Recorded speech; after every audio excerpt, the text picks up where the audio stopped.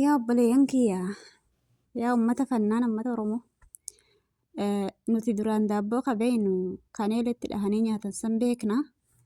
Silaa tiktookiin kun daabboo jedhee nu moggaase. Edaa daabboon tuni qaama dubartiitii ijoolle akkas ta'uu hin beeku. Walumaa gala daabboon haadha faaxee gabbaatee jettanii olii gadooftanii wanti viidiyoon isin ergitan sunis viidiyoon isin laaltan sunis shoobbidha.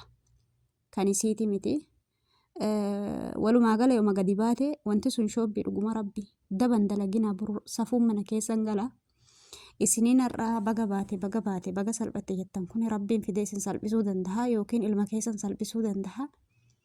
Namni ta'arraa qofa laaloo osoo hin taane taboruu laaloo qaba. Egereen kiyya akkamii dhalli kiyya akkam ta'a boru jechuu qaba.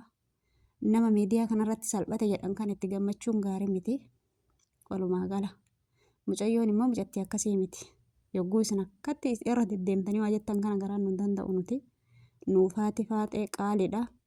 Nuuf warqiidha. Nuuf daayimindiidha. Irraa gadi nuu bu'a. Yoo baates meeshaan ta'isiiti teessan isinirraan fuune teessan hin ergifanne. Walumaa gala nama waan akkasii dalaguu miti. Shoobbiidhaan immoo olii gad deddeemtanii viidiyoo ishiiti. Qaamni ishii furdaa sila taheef. Morma ishii fuutanii namuma qaama furdaa irra gubbaa kakkeettanii kan isiiti jechuu. Rabbillee ofirra sodaadha. Waan haasofte yooma argitanuu Allahu aalam jedha osoo haadhuma faaxeyyuu taate Allahu aalam jedhame. Wanti suni hundi garuu shoobbiidhaani kana ergitanii arge suni shoobbii malee waan isiiti miti. Dhaabanii isiniin jechuun barbaada.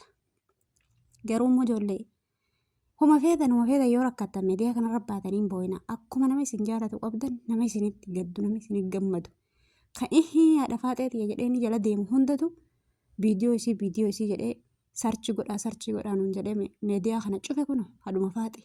Mangistii edaa isiin mangistii nuu taate jiran nuti dhugaa isiitu hin beeknu. Mucayyoon tun mucayyaa itti argitanii nama meeqa sochoofte amma. Miila takkaan isin dhaabte subhaanallah. Akkasii nuuf jiraadhu qaalii teennan jedha. Irraa gabbu'aa footoshooppiidhaan isii zoorsuuf hin deemna. Yoo yoonuma viidiyoon dhugaatu gadi qabahu tahee wanni isirraa buuftan hin jiru harkatti hin qiccanii fi keessan hin nyaattu keessan hin dhugdu.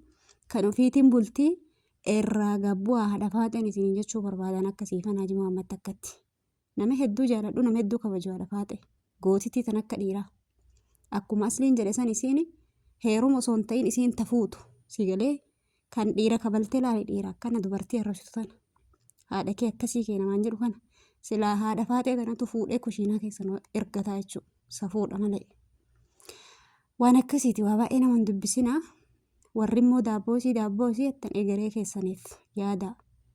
Yoo ati har'a jabduu taatee qaamni kee gabba'uu dhabeellee boru ilmooteetiin geetta. Afaan ati irraa sooftu kanatu boru ilmooteetirra gahaa tooyibadhu siin jechuun barbaada warri haadha faaxee jettan kun. Haadha faaxee mataa durbaa ta'inuuf jiraadhu ati qaalii.